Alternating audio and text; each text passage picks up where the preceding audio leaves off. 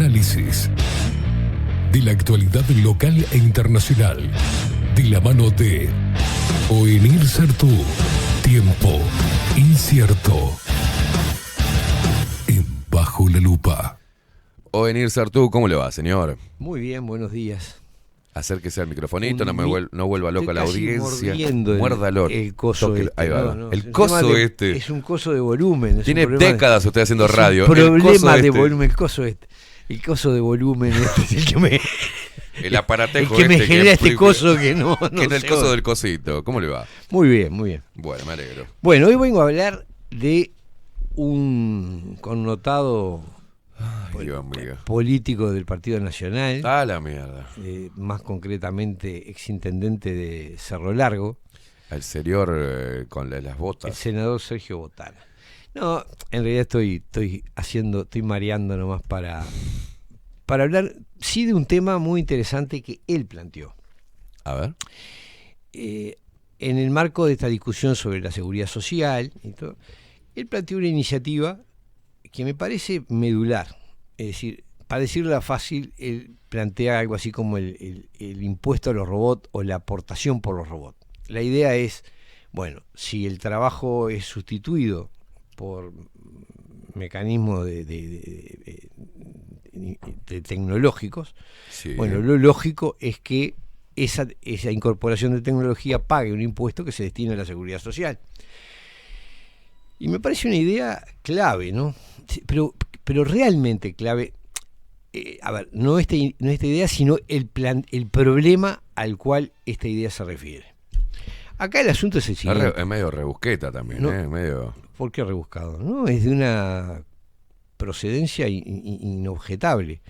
El tema es así, se está reformando la seguridad social basado en la idea de origen de que la seguridad social se financia básicamente con el aporte del empleador y del empleado, es decir, se grava el trabajo, es decir, quien trabaja o quien contrata a un trabajador paga aportes para bancar la seguridad social. Ese sistema, en los hechos, ya ha dejado de funcionar así, es decir, precisa aportes de rentas generales enormes desde hace años. Lo terminaron de recontrafundir con el sistema de la SAFAP, porque obviamente le sustrajeron la aportación de gente joven de ingresos altos en su momento. Digamos, los de ingresos más altos aportaban al régimen de AFAP. Eso terminó de desequilibrar al BPS con el cuento de que lo iban a salvar, lo complicaron infinitamente. Lo hemos hablado. ¿En beneficio de quién? Del sistema financiero, obviamente, porque esa plata pasó a ser administrada por sociedades anónimas, las AFAP, sí, que durante 20 años o más no tuvieron que aportar nada, no tuvieron que pagar nada, simplemente recibían el dinero que el BPS recaudaba y lo administraban, se cobraban una comisión y lo administraban. Y cuando tuvieron que empezar a pagar, es decir, cuando se empezó a jubilar la gente que había sido incluida en el sistema llamado mixto, bueno, empezó a mostrar sus fallas, ¿no? Paga miserias, en fin, un desastre. Lo mismo que pasó en Argentina, lo mismo que pasó en Chile. Es obvio que ese sistema no funciona. Entonces, bueno, ahora que estamos en una reorganización de la seguridad social para adecuarla a la problemática, es decir, que hay cada vez menos puestos de trabajo, cada vez más necesidades de seguridad social porque la gente vive más, porque se atienden una cantidad de... Claro, la seguridad social atiende las enfermedades, toda clase de problemáticas, la desocupación, todo lo que significa cubrir los riesgos, las dificultades de la vida. ¿Y cómo se suponía que se iba a financiar? Con el aporte de los trabajadores y de los empleadores. Pero resulta que cuanto menos empleados hay, cuanto menos trabajadores hay, menos aportación hay, tanto del empleador como del trabajador. Conclusión, cada vez el sistema está más desfinanciado. Entonces están pensando en una reforma, están proponiendo una reforma que implica bajar las jubilaciones, demorar la edad de jubilación, y esto es como cuando vos te querés tapar con una frazada corta, ¿no? En invierno. Si te tapás los pies, te agarrás frío en el pecho, y si te tapás el pecho y el cuello, te quedan afuera los pies. Porque, ¿qué pasa? Si la seguridad social, la frazada de la seguridad social es corta, bueno, vos querés, ¿qué hacemos? Hacemos que se jubilen a los 65, 70 años. Bueno, pero eso te significa que una camada de gurises de 18 o 20 años no va a poder entrar a trabajar porque los puestos de trabajo van a estar ocupados. O sea que no es un problema de estiramos la edad de jubilación, porque lo que generamos es juventud desocupada. Y si acelerás el ingreso de la juventud, generás o viejos sin ingresos o viejos que van a estar cobrando miserias. Esa es la verdad de la milanesa. ¿Y qué es lo que plantea Botana? Bueno, dice algo que parece muy obvio. Si se están perdiendo empleos por la incorporación de tecnología, ya sea robótica, ya sea informática, ya sea computación, es decir, todo lo que significa el trabajo, todo lo que significa tecnología que reduce puestos de trabajo, bueno, esa tecnología tiene que estar grabada, tiene que estar grabada, tiene que ser la que aporte a la seguridad social para poder cubrir. Esto es claro, o sea, hablamos de seguridad social, no es solo los jubilados. Los impuestos financian cosas como la enseñanza pública, como la salud pública, como la seguridad pública, es decir, son todos sistemas que tienen que ser financiados con aportes de la población. Si reducimos los aportes, si el que incorpora tecnología deja de pagar aportación a la seguridad social y en definitiva al Estado, lo que tenemos es un sistema que no se puede sostener. Y yo, mira, ¿querés que te diga una cosa? Me parece, ponele, acá dice, bueno, ¿por qué la ley de reforma jubilatoria no va a agravar a los robots que sustituyan el trabajo humano? Y bueno, está la discusión ahí, como vos bien la trajiste, y lo que dice, más o menos lo que encierra Botana es, tenemos estaciones de servicio sin pisteros, también tambos sin tamberos. Entonces es bueno que preveamos esas futuras situaciones. ¿Sabes lo que pienso que no está arriba de la mesa?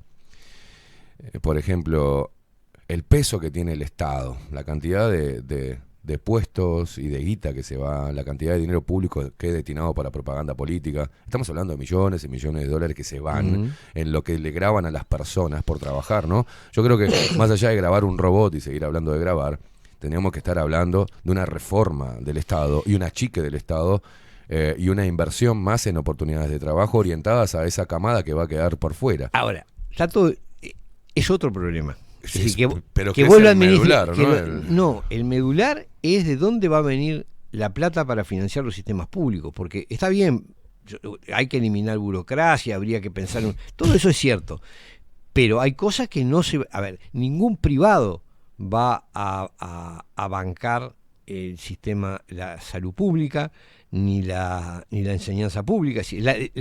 Vos fíjate que el Estado, cuánta plata se va en lo que contrata, porque vos decís la salud pública, la enseñanza pública, pero también hay toda una camada y toda una chorrera de empresas privadas que trabajan para los servicios públicos.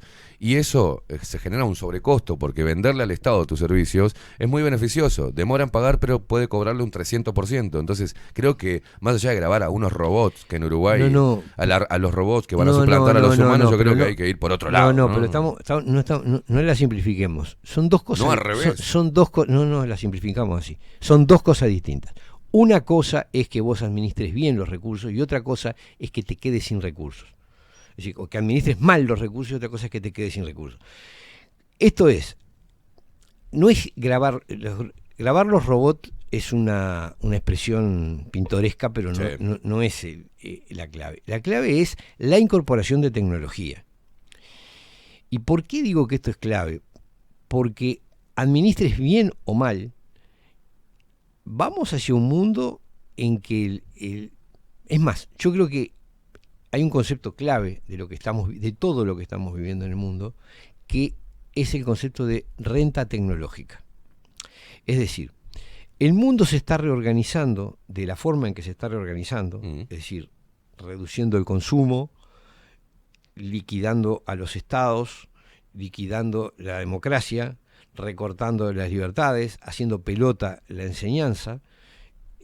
globalizando todo, creando una especie de gobierno mundial. ¿Por qué? Porque lo que está en juego es quién va a manejar las ganancias que produce la incorporación de tecnología. Si nosotros venimos de una sociedad industrial en la que no había más remedio que repartir, porque se necesitaba el trabajo de todo el mundo y el consumo de todo el mundo, una economía que siempre tenía que expandirse, que crecer, y hoy estamos en un discurso que es totalmente distinto. Es un discurso de reducción, de que, ahora después voy a hablar de un tema que está conexo con esto, que tiene que ver con unas nuevas leyes, unas nuevas normas que está aprobando el Parlamento Europeo, es decir, Europa, la Unión Europea. Pero ahora hablamos de eso. A lo que voy es lo siguiente. ¿Qué es lo que ha cambiado en el mundo sustancialmente? Lo que ha cambiado es que la incorporación de tecnología permite prescindir del trabajo humano. Es decir, vuelve mucho menos importante el trabajo humano. Cuando la economía se basaba en el trabajo humano, bueno, era inevitable que todos participaran. La democracia universal, es decir, el voto universal, el sistema democrático que conocemos, está muy relacionado con la democracia, el capitalismo industrial. ¿Por qué? Bueno, porque era necesario el aporte de todo el mundo tenía que trabajar, se necesitaba más mano de obra y más consumo, entonces había que crecer y crecer.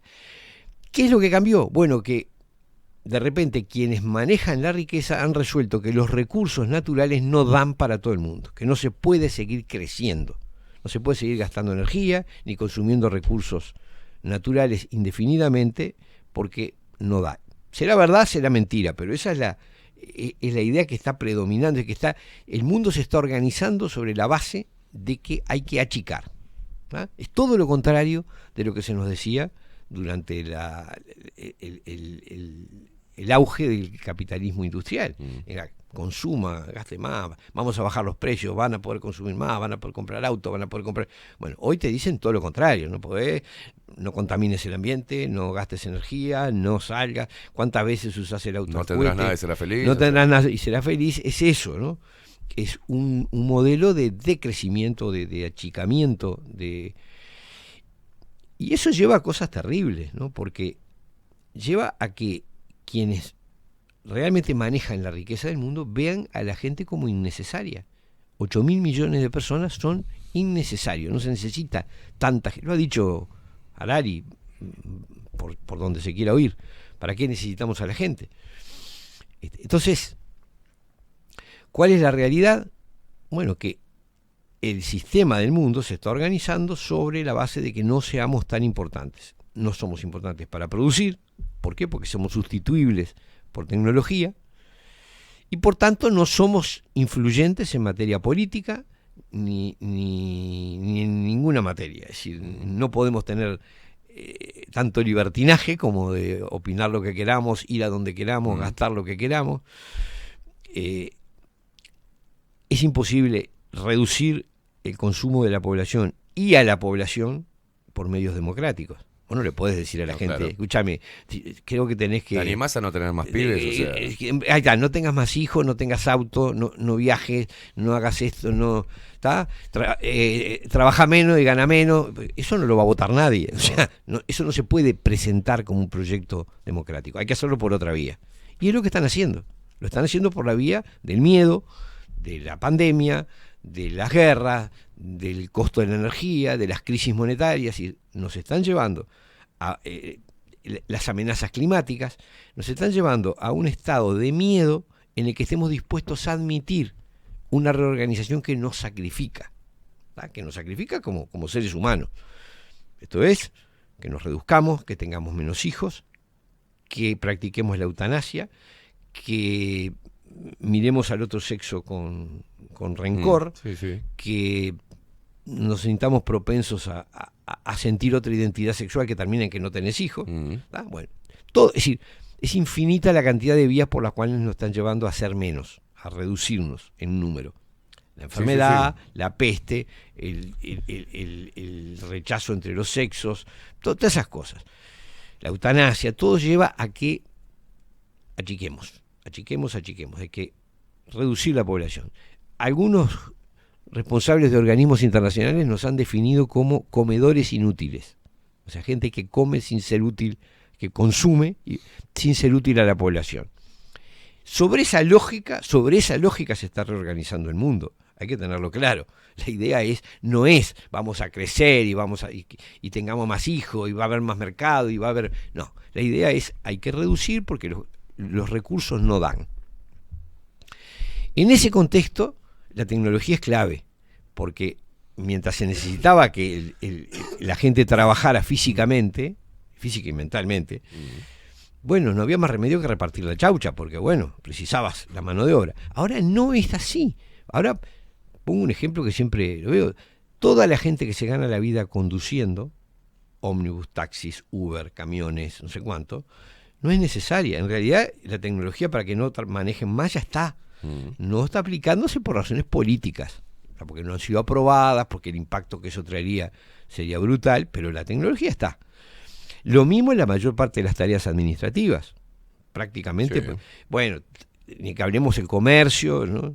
Yo siempre recuerdo una experiencia que tuve, había ido a Londres en el año 2014. Y claro, yo venía del Uruguay, del almacén de la esquina prácticamente, ¿no? Del almacén Don Manolo. Entré a un supermercado, no había nadie. O sea, ningún empleado, no había ningún ser humano con el cual preguntarle nada, ni pedirle nada, ni pagarle nada. Todo funcionaba. Elegías el coso, lo pesabas. Bueno, eso a mí en ese momento me pareció de ciencia ficción. Hoy pasa en el supermercado de la esquina de mi casa, en Maldonado y Julio Herrera. Se están abriendo los discos inteligentes. Después tratamos de cobrarle este chivo. Pero hoy es así, donde había una persona... Creo que hay uno solo nomás que está ahí. Vos entrás y haces todo vos y... Bueno, tiene todavía alguna cajera, 2, 3 cajeras como mucho. Antes eran 5 o 6. Pero básicamente tiene una estructura donde hay máquinas que entonces vos vas, te pesás el producto. Sí. No. Eso que yo había visto como algo del otro mundo hace 8 años en Europa, hoy está en la esquina de mi casa. O sea, esto es inocultable. No, claro que sí. Estamos, es decir, la pérdida de puestos de trabajo. Fue similar a la revolución industrial, o sea, una máquina, y ahí empezó el conflicto. Claro, bueno, lo que pasa que... Pero no advertían lo mismo. Pero sí, advertían, pero había una diferencia. ¿Cómo lo resolvió la revolución industrial? Por la vía del crecimiento, por la vía de producir más y aumentar el mercado. Es decir, ¿por qué el capitalismo produjo un aumento del nivel de vida? Bueno, porque había posibilidad de crecer. Hoy el discurso no es ese. Es decir, mientras está bien lo que digas. El discurso no es ese, pero en realidad siempre podemos... es posible, pero hay que organizar las cosas. Pero claro, eso es una decisión política. ¿Cómo lo vas a manejar? Claro. Hoy la decisión política de mientras los capitalistas de hace 200 años apostaron a crecer, a aumentar el mercado y a aumentar la producción, entonces dijeron, sí, está bien, van a desaparecer los telares a mano, pero vamos a armar fábricas de 5.000 tipos que manejen telares a vapor o con electricidad después, lo que fuere. Entonces, claro, se precisan menos trabajadores, pero si aumentás la producción 10 veces más, precisas 5 veces más trabajadores que antes, yo qué sé, una cosa así. Eso hoy no es el discurso que está en el horizonte. La idea es, bueno, primero, el trabajo humano no es necesario. O sea, aún cuando vos se te ocurriera producir cualquier cosa para todo, los 8.000 millones de personas... Viví ese impacto cuando era encargado de justo que hablas de telares y todo, de una textil, de un sector de una textil, de Encatex. Cuando se fue, también le pasamos el chivo, cuando se mudaron para el depósito, viste, estuvo ese auge de que se iban todos para Pando para armar los depósitos y salir del centro por el tema de los camiones también en el centro, bueno... Y yo fui ahí, era encargado. La lapicera y la planilla, ahí todavía se seguía usando. Y requería de una inteligencia y un liderazgo y demás. Pero cuando nos mudamos estaba todo robotizado. O sea, te daban una maquinita y personas como yo, de 30 y pico de años, ya no eran necesarias porque contrataban a un chico de 18, 19, 20 años, le daban la maquinita y la máquina lo apoyabas en la tela, te decía qué tela era, para qué pedido era, en qué estantería la tenías que poner y cuándo tenías que sacarlo para prepararlo para el pedido, a qué hora y en qué dársena. O sea, nada. Y me dijo, mirá, sinceramente acá encargado no vamos a precisar, así que...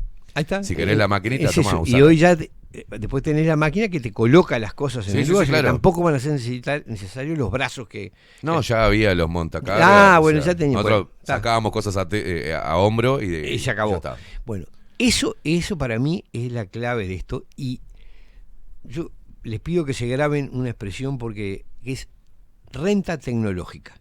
Yo creo que lo que estamos viviendo en el mundo es una lucha por la renta tecnológica, por cómo se va a administrar la renta tecnológica, quién se la va a aprovechar y quién va a decidir sobre ella. O sea, grabar a la tecnología para poder seguir adquiriendo recursos para mantener a esas personas. Para que podamos seguir viviendo, digamos, no solo los jubilados, sino todos, porque en definitiva, si el trabajo desaparece o se reduce muchísimo, bueno, va a haber muchísima gente que no va a tener medios de vida. Es decir, la lógica del sistema capitalista de que vos es plata por trabajo, trabajo por plata, bueno, deja de funcionar si no me necesitan. ¿A dónde ves? Esa es la pesadilla de cualquier trabajador, ¿no? Es decir, no encontrar trabajo, quedar colgado. Y eso es lo que está pasando. Y lo que no nos damos cuenta es que la posibilidad es muchísimo más de lo que estamos viendo. Es decir, habría infinidad de puestos de trabajo que ya se podrían eliminar. Sí, y no, claro. No se eliminan por razones políticas, porque no se pueden bancar el cimbronazo, ¿no? Si mañana decís, mira, ¿sabes una cosa? En 2 años todos los choferes desaparecen y todos los autos tienen... Ómnibus inteligentes. Todos los sí, ómnibus claro. tienen que ser inteligentes, los taxis, los No hay camiones... más cajeros en se los acabó. Y después supermercados. no hay más cajeros y no hay más nada y todo... Bueno, el escándalo es brutal. No hay más contadores ni empleados públicos dentro de las Nada, la dependencia del Estado. claro, la máquina te va a decir dónde tenés que ir. Y si tenés cosas, vas, preguntás, te manda un número, te indica Perfecto. dónde vas, ahí tenés otra computadora. Bueno, ese mundo que ya es posible, no lo pueden hacer por razones políticas. ¿Tá? ¿Qué es lo que se está haciendo realmente? Se está creando las condiciones políticas para que ese mundo sea posible. Eso que requiere estupidizar a la gente, asustarla, desorganizarla, generarle ignorancia, es decir, que la gente sea capaz de aceptar, sobre todo asustarla, para que sea capaz de aceptar, así como aceptaron quedate en tu casa y no salgas y no hagas nada porque está la pandemia, bueno, vos te generan el miedo suficiente, terminás aceptando que no podés trabajar, que no podés esto, que no podés. ¿Qué solución te plantean hoy? Acá mirá lo que dice Daniel. Dice, sí, Ovenir tiene razón, pero si bien no puedes compensar el uso de autómatas con crecimiento tradicional, puedes aplicar la diversificación, comenzar a producir nuevos elementos secundarios y redistribuir la mano de obra, por ejemplo. Bueno, ese es el discurso que todo el mundo que quiere una visión optimista sobre esto te hace. Te dice, no, pero la tecnología, así como destruye empleos, crea empleos. No, eso sería probable, quizá, tal vez, yo tengo mis dudas. Creo que cuando vos podés prescindir del trabajo, es decir, cuando la máquina puede hacer funciones que antes hacía un individuo, físicamente o mentalmente, no hay mucha posibilidad de crecimiento. Pero pongamos que fuera posible, que pudiera llegar a una sofisticación tal que hubiese cosas que las máquinas no pueden hacer y que se necesitara más gente. Pero eso requiere más recursos. Es decir, se requiere energía, materia prima, y te están diciendo que eso no hay, que no se puede seguir gastando. Acá otro más que dice, mira, Ovenir, moneda digital, fin del movimiento sindical, por ejemplo. Si achicás el Estado, ¿qué haces con el desempleo? Es la misma problemática de la frazada corta, me está diciendo a mí, que decía lo del coso, ¿no? El santo y seña, dice, no tendrás nada y serás feliz, esconde esto, nosotros tendremos todo, y por todo lean recursos naturales, ¿no? Nos apropiaremos de todo. Y el tema es, que te hacen una pregunta acá, ¿qué hacer? Bueno, eso es lo que, ¿qué se puede hacer o venir de nosotros? Esa es lo que estoy tratando de llegar. A lo que estoy tratando de llegar. Pero primero hay que entender el problema. ¿Cuál es la clave para mí? El signo de los tiempos es que el sistema económico deja de basarse en el trabajo humano. Es decir, en una época se basó en el trabajo esclavo, después pasó al trabajo asalariado, después, bueno, hoy eso es un cambio, para mí es un cambio de tipo antropológico, ¿no? Es decir, bueno, hoy el trabajo, la mayor parte de los trabajos que se hacen podrían hacerlo las máquinas. Y si no pueden ahora, pondrán dentro de 5 años. Es más, muchas cosas que podrían hacer ahora no se hacen porque políticamente es inviable. ¿Cuál es la situación de los capitalistas más grandes del mundo, de quienes manejan los recursos más grandes? Tienen este problema. plata toda la que quieras. Tienen toda la plata del mundo. Es más, controlan la máquina de imprimir billetes. Durante la pandemia imprimieron 50% más de los billetes que ya había en el mundo. Por eso ahora estamos con unas crisis monetarias por todos lados. Inflación y todo lo que sea. No necesitan, en realidad no necesitan trabajo humano. Cada vez necesitan menos. Y sí necesitan acceso a los territorios, porque los recursos que necesita, la materia prima para lo que se vaya a producir y la energía dependen del territorio. Entonces, de alguna manera lo que necesitan es la tierra sin la gente, o con gente que moleste lo menos posible. Ese es el dilema. Creo que hoy el gran problema que la élite se plantea es cómo hacemos para montar un sistema que requiere el control de los territorios, el acceso a los recursos de los territorios, sin darle ocupación a la gente, sin repartir con la gente, es decir, con los que viven arriba del territorio, y tratando de evitar que esa gente impida el acceso a los recursos naturales. Porque obviamente, si tenemos dos dedos de frente, vamos a decir, pará, ustedes vienen acá, yo hago esto, pero ni aportan, ni dan trabajo, ni esto. No, paren. Claro. Bueno, eso sería lo que en un sistema democrático y con gente más o menos con 2 neuronas funcionando pasaría. No, vos te querés el agua del Río Negro, no, tranquilo. Si querés eso, tenés que pagar tales impuestos, tenés que generar trabajo o tenés que compensar de alguna manera al Uruguay con lo que te vas a llevar. Y si querés que usar la vía, y si querés hacer esto otro, y si querés administrar el puerto de Montevideo, y si querés sacar agua del Río de la Plata, y si querés buscar petróleo en nuestra plataforma continental, tenés que garpar, porque nosotros tenemos que pagar la escuela de los chiquilines, las jubilaciones de los viejos, la salud de los enfermos. Es decir, el Estado, es decir, el Uruguay. Que lo administre bien o mal es otra historia, que sí merece turno, pero no es el tema de fondo. El tema de fondo es si va a seguir entrando plata o si se la van a llevar de UPA. ¿Cuál es el argumento que ha inventado la élite para vendernos esto? La renta básica. La idea, no tendrás nada y serás feliz. Un gran Estado mundial benefactor. Exacto, un gran Estado mundial que te va a pagar una renta por no hacer nada. Vos te quedas en tu casa, no te metes en nada, los dejas administrar y te vamos a cubrir las necesidades. Básicas, mínimas. Porque una renta básica es una Pero renta eso básica. Es una engaña pichanga. Eso es una engaña pichanga. Porque ¿cuánto tiempo te van a bancar, te van a mantener si no te necesitan para nada? Pero, y sobre todo te explicás cosas más complejas, como es, por ejemplo, la sistemática demolición del sistema educativo. ¿Por qué se suprimen los programas de historia? Claro. Bueno, porque si el tipo sabe historia y entiende lo que está pasando. Estaría hablando de este tipo de cosas. Claro, estaría mirando, pará un poquito, esto cómo se resolvió hace tantos años y qué pasó cuando la revolución. Cuando vos me sacás la revolución industrial, eso requiere, claro, vos tenés una referencia a qué. ¿Qué pasó? Porque hubo una revolución industrial. ¿Qué impacto tuvo en el... Ahora, ¿cuántos gurises del liceo hoy saben qué fue la revolución industrial? No lo saben. Entonces, simplemente lo que conocen es que hay un robot que cobra la cosa y que y después que va a haber un coso que lo llamás y te lleva. Onir, ¿por qué crees que en este análisis que haces, por qué crees que la izquierda la supuesta izquierda a nivel global, los partidos representativos de una izquierda, sí, son los que están empujando hacia una renta básica? Bueno, es interesante. Ojo, hay cosas, como en todos lados hay contradicciones, porque así como la propuesta de Botana de grabar a los robots. Sí, un liberal grabando, ¿no? Sí, pero claro, pero lo que pasa es que es algo que rompe los ojos. Si vos vas a vivir, si los robots van a hacer el trabajo, vos estás el que gane, el que se lleve la renta de los robots o de la tecnología, tiene que pagar, porque alguien tiene que pagar para la vida de la sociedad.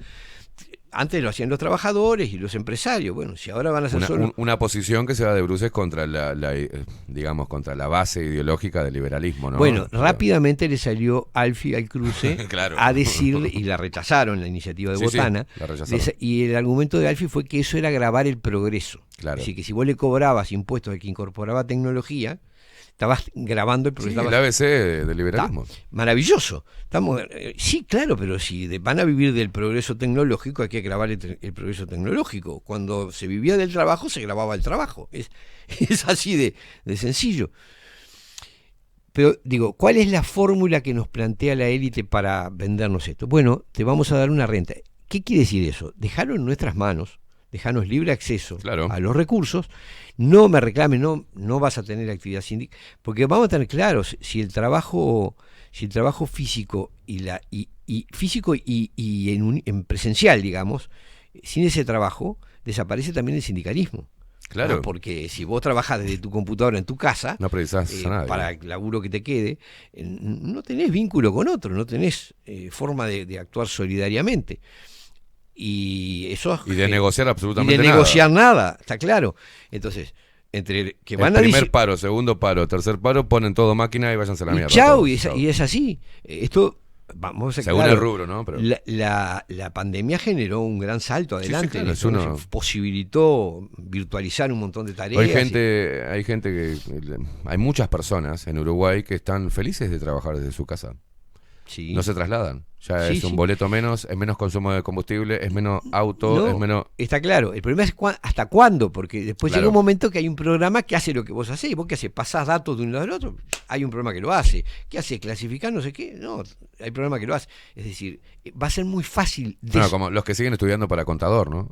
Claro, o sea... Va a ser muy fácil desocupar a esa gente por dos razones. Primero, porque la tecnología rápidamente va sustituyendo, y porque como el tipo está aislado en su casa, en chancleta, ¿a dónde se va a resistir? Nada, un día lo desconectan, le sacan la clave y se acabó el partido, ¿no? Claro. Anda a reclamar.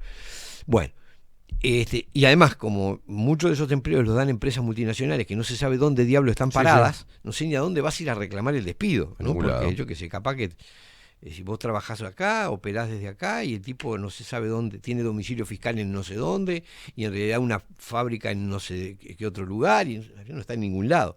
Esa es la realidad. Bueno, o son una empresa de servicios que es etérea, ¿no? Que funciona virtualmente, la contratan de todos lados del mundo, les mandan cosas. Una entelequia. Una entelequia, no tenés a dónde ir a reclamar. Entonces, ¿cuál es la receta del vuelvo al asunto, pensémoslo con la cabeza de la élite? No es necesario pensar grandes cosas satánicas, esto es una lógica económica muy simple. ¿Qué necesito? Yo tengo toda la plata del mundo. ¿Qué necesito para mantener el sistema, mi empresa funcionando? Bueno, necesito recursos naturales, no sé, hago computadoras o vendo, o administro agua o administro energía, y yo necesito acceder a los recursos que tengo, que necesito para usar, y que no me moleste, ¿está? Que yo tenga libre acceso a eso. Necesito un Estado que no me interfiera, que no me reglamente ni me controle. Necesito una población que no me haga huelga, que no me ocupe el lugar, que no me tranque, que no me sabotee. Eso es lo que necesito. Entonces, lo que necesito es demoler las bases, es decir, las bases de funcionamiento democrático, la prensa libre, la enseñanza. ¿Por qué? Porque tengo que lograr lobotomizar a esa gente para que no me moleste. Claro. Ya no los necesito para trabajar. Me dirán, ¿y a quién le van a vender? Bueno, ojo, porque esta élite en realidad no piensa en términos de grandes mercados. Está pensando en un pequeño sector de la población con un muy alto nivel de vida, donde la riqueza no está medida por el dinero, sino que el poder lo va a dar el control de recursos esenciales. Entonces si vos tenés el control del mineral que se precisa para hacer las comunicaciones o los sistemas de vigilancia, vas a vivir muy bien y vas a tener un poder enorme en la sociedad, ¿tá? No están pensando en venderle calzoncillos a 2.000 millones de hindúes. Ahí entra lo que dice José Luis acá, que dice la incongruencia en ese mundo con cero trabajo humano, donde solo las máquinas harán las tareas y los bienes, es obvia. Dice, ¿quiénes son los clientes que adquirirían los servicios o bienes, ¿no? Hechos, fabricados por estas máquinas? Es que yo creo que no son, la idea del mercado no es la idea de estas. Si vos pensás en una población, digamos, si tu sueño húmedo, tu ideal sería una población de 500 o de 1.000 millones de habitantes, con altos niveles. Yo sigo pensando que todo esto, esta alerta de que la máquina va a suplantar al hombre y que está la tecnología para poder hacerlo y llevarlo adelante, y dependerá de una decisión política, regional, pero pará, sí. Es parte de lo mismo, del mismo centro. Es parte del mismo centro de la fuerza y los recursos que se están utilizando para bajar la población mundial. Pienso que es Y ahí tenemos tasa de suicidios, tenemos pero, todo eso. O sea, mirar y quitarle la esperanza a las personas diciendo que usted no va a servir para nada, no, es vos, parte del corchazo. Vos tenés que reducir, vos tenés que reducir el peso político, pero quería aclarar esta idea que decía José Luis porque es interesante. Creo que esa gente no está pensando en términos de ensanchar el mercado, al contrario, está pensando en una humanidad reducida con recursos, de contraer el mercado, con recursos reducidos y un altísimo nivel de vida. Claro, si vos sos la 10ª parte de la población y quienes están al mando de ese 10% tienen el control estratégico de los recursos vitales, bueno, es muy fácil organizar el mundo de manera que vos sos Dios y los que te sirven o los que están admitidos en el sistema viven como Los Ángeles. Vendría a ser una cosa como no sabemos qué hacer con los pobres y lo hacemos mierda todo, barremos toda la pobreza y para todo aquel para que eso sea posible tenés que reducir en todo sentido el peso de la población no incluida. Tenés que reducirlo en consumo, tenés que reducirlos en número, tenés que reducir su peso político, su peso sindical, su capacidad educativa, su información, tenés que fabricarle una información de bosta que le impida ver lo que está ocurriendo. Bueno, eso me parece muy claro, que es un mundo pensado por gente muy rica y muy poderosa para menos gente, para que realmente integrada al sistema sea mucho menos gente, la necesaria.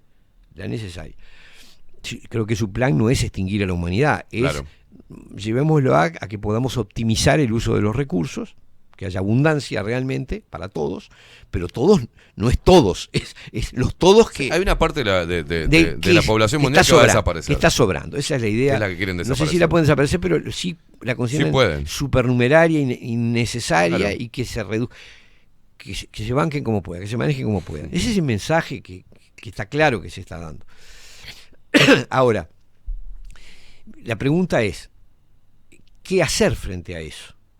Y bueno, yo creo que la única respuesta es la disputa por cómo se va a administrar esa renta tecnológica. Es decir, vamos a permitir que la riqueza del mundo manejada a través de métodos tecnológicos quede en poder de 500.000 personas, de 500 millones de personas, o las aspiraciones a que vivamos todos mejor, aunque no seamos necesarios para el trabajo. Y esa es una decisión política.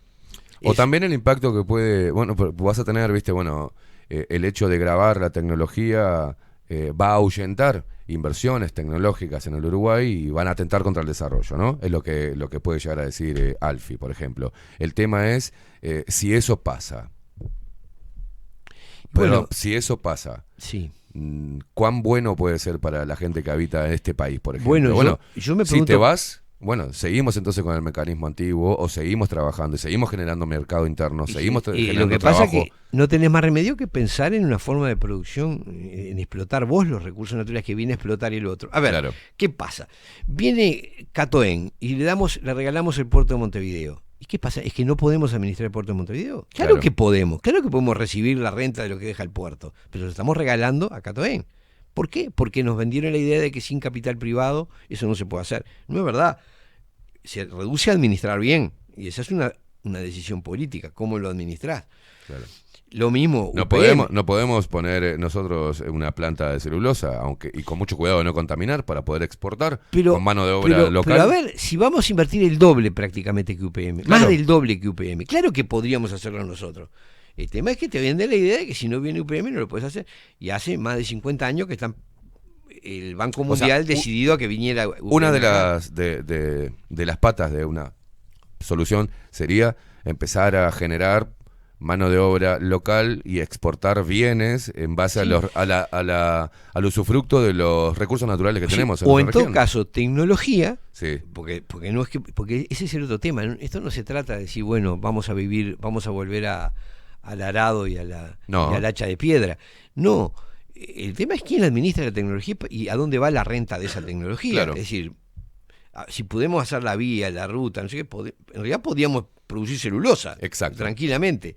Y tendrías mano de obra toda uruguayo con la mano de obra que se necesitara, y si no, pero hay capacitada. Y tenés una renta, porque obvio, queda para acá. No digamos. nos deja nada. Nada. Se lleva cientos de millones de dólares por año y no deja nada. Entonces vos decís, pero y el cuento era que iba a dar trabajo, creo que ocupa, nada. todo nos lleva a 500 Nada. personas. Entonces vos decís, pero ¿qué diablos es esto? ¿Por qué estamos haciendo esto? Y se está llevando el agua, la madera, la tierra, está afectando a la tierra, le vamos a construir la vía, y así todo. Y los otros van a venir a perforar para sacar petróleo. Si lo encuentran, el 80% es de ellos. Tú decís, pero estamos tarados. Algo no funciona en esto. Pero ese es el proyecto. Lo que estamos viendo hoy es cuál es el modelo de organización. Son megaempresas, todas controladas por el mismo capital financiero, que vienen, se apoderan de un cacho del territorio, explotan los recursos naturales, a la gente le hacen chuf chuf, no te metas conmigo, porque si te metes conmigo el país se derrumba, y el sistema político acepta y dice que sí. Bueno, el problema es se reduce a un problema político. Es decir, ¿vamos a admitir ese modelo de organización del mundo o vamos a reclamar que los avances tecnológicos tienen que producir renta para todo el mundo? Es decir, ¿vamos a cobrar una renta administrada por el capital o la vamos a definir nosotros en función de las rentas que la sociedad puede recibir de sus recursos naturales, la explotación de sus recursos naturales? Ese es el gran problema. Y por eso todos los...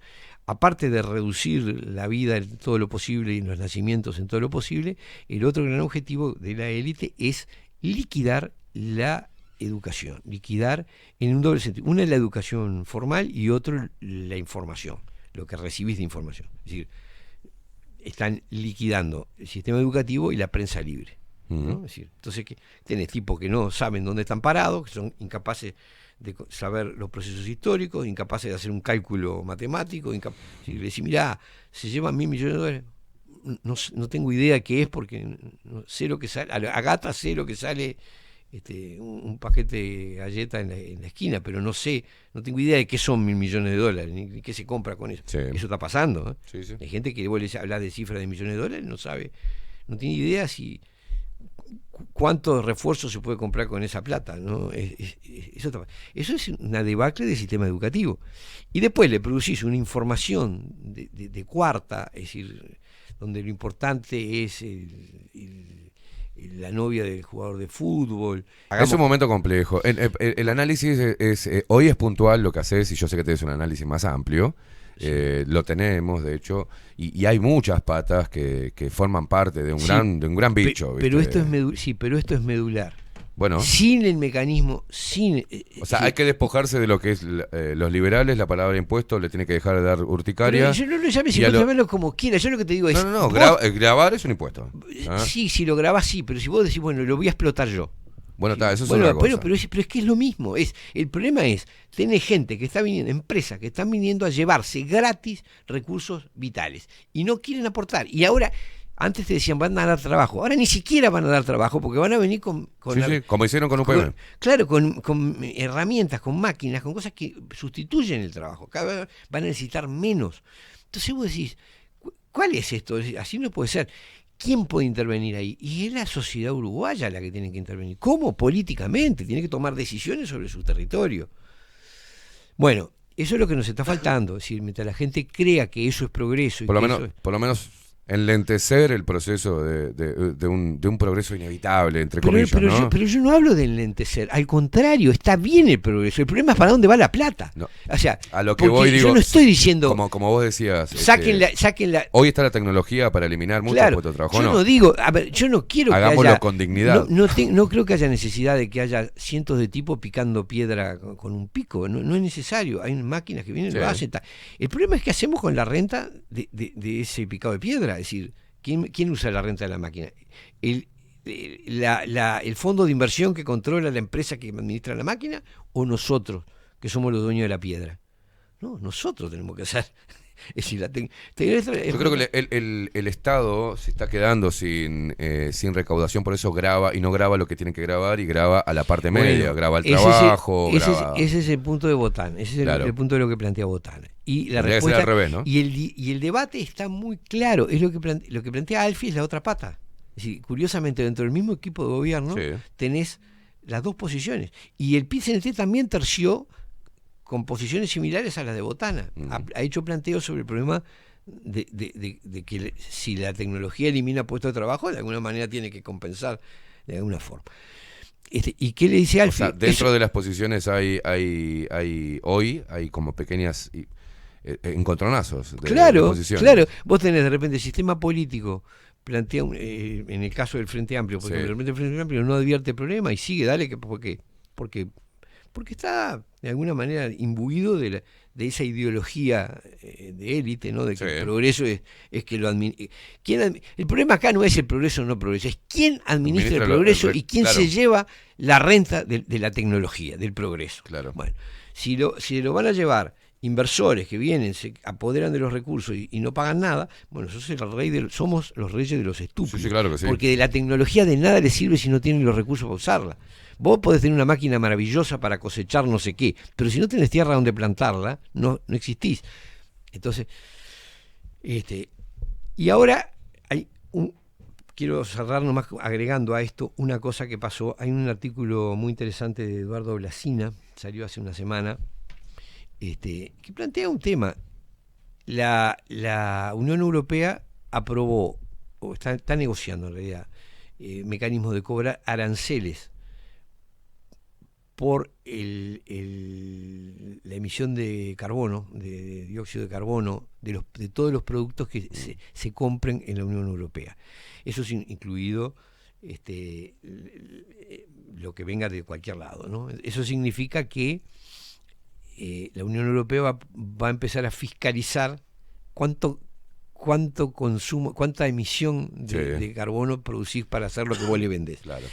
Y otra cosa es que van a también a controlar si los productos que compra, incluida la carne, el cuero y la soja, si eso genera deforestación. Conclusión, la idea es que una serie de inspectores, por el momento de la Unión Europea, van a revisar qué gasto, qué emisión de carbono y qué consumo de energía y qué nivel de deforestación vos causás para producir en tu país los productos que les querés vender. ¿Tá? Y te van a cobrar por eso que vos generás o deforestás. Esto va a traer consecuencias para el Uruguay. Lo que planteo la advertencia que hace Blasina trae consecuencias muy serias para la ganadería. Claro. Hace rato que sabemos que la idea es liquidar la ganadería, ¿no? Está claro, porque la idea es que las proteínas se van a producir en el laboratorio. Y esto va en esa dirección, va en encarecer los productos que tengan origen en las formas de producción tradicionales, ¿no? Entonces, no tengo tiempo de desarrollar todo esto, pero ¿de qué manera cierra todo esto? Bueno, cierra en que todo apunta al control de los recursos naturales y de la explotación de los recursos naturales por los mismos que administran la tecnología. Es decir, la tecnología ya la tienen. De nosotros como personas pueden prescindir.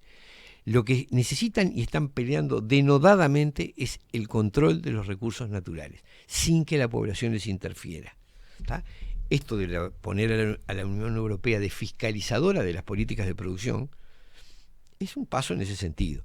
De paso, le complica la vida a Europa porque eso va a encarecer la compra de productos de los europeos, pero eso no importa porque a los europeos hay que bajarlos, porque son un sector, claro, se vio durante la pandemia, son unas sociedades un poco díscolas, tienen un nivel cultural y una tradición que hace que se rebelen con más facilidad, con mucho más facilidad que los chinos, los hindúes o que nosotros mismos, aunque parezca mentira. Entonces, no sorprende que quieran deprimir a Europa por todos los medios, por la guerra, por las políticas energéticas, por las políticas de bloqueo, por todos los medios. Y esto cumple la doble función. Encarece la vida en Europa y mete inspectores en los que le proveemos a Europa sobre cómo producimos. O sea, control de recursos naturales. Yo creo que el mundo, eso está claro. Y acá lo que hace falta, para responder el qué hacer, lo que hace falta es decisión, es decir, la capacidad de organización y decisión política. Porque vos antes podías frenar estas cosas a través de conflictos sindicales, pero eso va a ser cada vez más difícil, porque al haber menos mano de obra, al haber menos trabajo presencial, la estructura sindical se va a debilitar. Y lo único que te va a quedar es pelear como ciudadano, decir, bueno, ¿cómo administramos este territorio? Y eso, por ahora, lo resolvemos nosotros a través de elecciones. Generalmente lo resolvemos mal. pero tenemos el mecanismo para resolverlo. El problema es cómo lo resolvemos. El tema que y la idea es que no lo tengamos más, la idea es que las decisiones dejen de la ser acción democráticas. sindical precisamente no está peleando por esto. No está peleando, pero además, que creo que algunos dirigentes sindicales son conscientes de esto, van a perder fuerza. ¿Por qué se está sosteniendo? Y no con la se LUC. Está sosteniendo en Y base no es a con la LUC que van a perder fuerza. van a perder fuerza por la realidad de los hechos.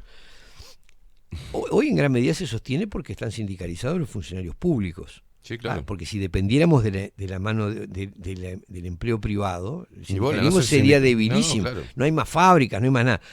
Entonces, eso es fácil prever que va a perder fuerza. Cuanto más se virtualice, cuanto más se pierda. Entonces, Es que el no hay, problema es la relación patrón-empleado hoy es distinta. Es distinta. Es distinta, totalmente distinta. Sí. Y entonces, bueno, yo lo que digo es que... Por eso creo que la herramienta sindical podría ser una muy buena herramienta para plantear todos estos temas. Exacto, ¿no? es imprescindible. Creo que hay sectores que lo están haciendo. Creo que hay sectores que lo están planteando. Yo siempre saqué la diferencia porque la herramienta sindical es una herramienta válida para el equilibrio de las cosas, ¿no? Para Sin duda. Que esto sea tomado con solamente un sesgo político, aunque dentro de su historia obviamente tiene una marca política. Creo que hoy deberían renovar. Hoy estamos no el hombre contra la máquina, no el patrón contra el empleador. Hoy estamos con un poder que quiere aplastar y a través de esa reorganización ellos van a desaparecer. Y además, la herramienta va a desaparecer. Hay un problema que la visión clásica de que el sindicalismo pelea por más salario empieza a dejar de funcionar, porque si el problema es que muchachos, no te necesitan, claro. Entonces no es un problema de más salario, es que no te necesito.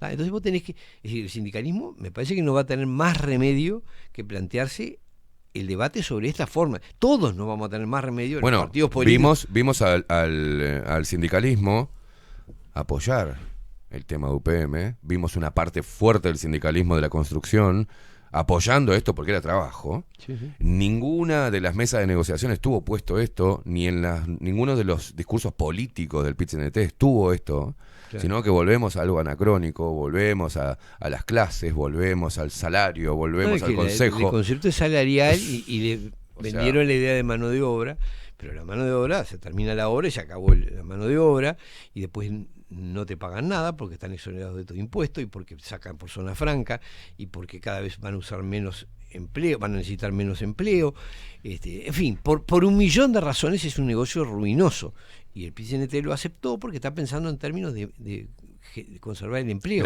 Yo pienso, cuando en realidad tenés que pelear por la renta, esa es la verdad. Pienso, me pongo en las dos posiciones, yo soy empresario y todo lo que genere lo que pueda minimizar de costos y obtener mayores ganancias lo voy a hacer. Es normal. Yo soy empresario, no soy humanista. No soy, es plata o mierda. Claro, es plata o mierda. Claro, no soy una institución de beneficencia. Exacto. Yo esto además, me lo gané yo. Si yo no lo hago, el otro lo hace y me gana, entonces yo tengo que liquidar. Bueno, entro en la competencia. ¿Por qué digo esto?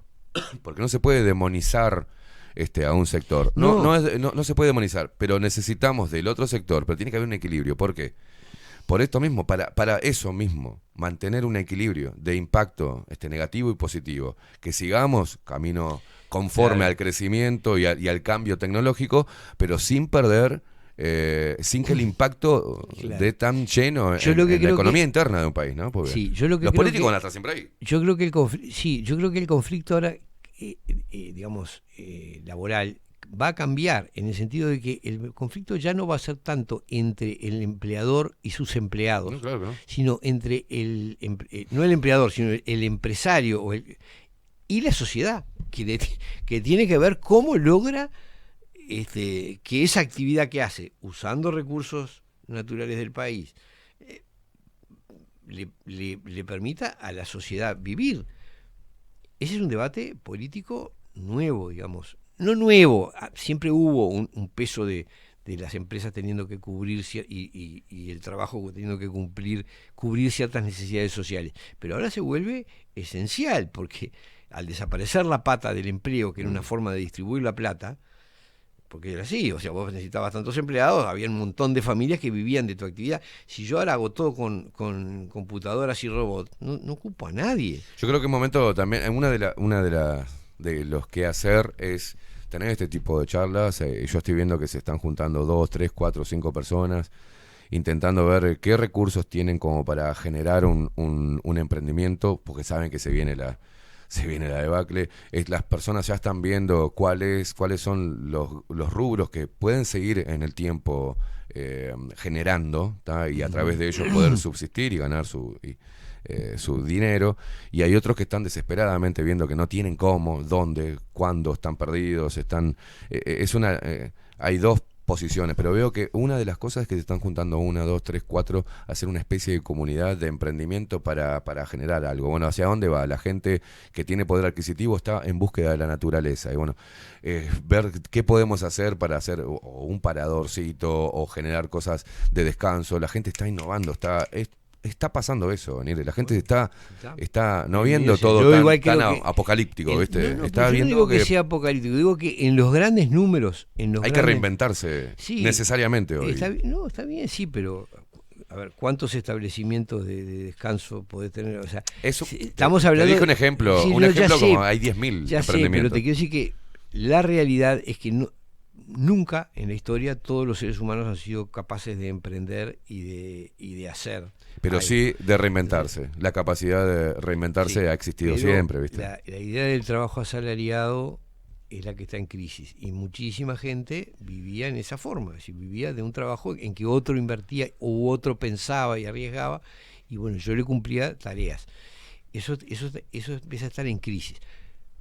Todas las cosas pueden suceder. De hecho, va a haber gente que encuentre la forma de vivir en los resquicios que el sistema le deja. Sí. Pero creo que va a haber un gran problema, que es quién capitaliza y se aprovecha de la renta que la tecnología va a generar, incluidos en esos establecimientos que puedan crear los innovadores ahora, ¿no? Parece que ese es el tema capital. Seguimos analizando el impacto de este crecimiento, de esta revolución tecnológica que viene a romper con viejos esquemas. Que para mí es la clave del momento que estamos viviendo, incluido todo, pandemia, guerra, todo eso. ¿Cómo se va a organizar el mundo cuando ya no es necesario miles de millones de laburantes? Y los van a matar a todos, tranqui. O sea, están haciendo eso. Creo que van a reducir, claro, por muchas formas, de muchas formas.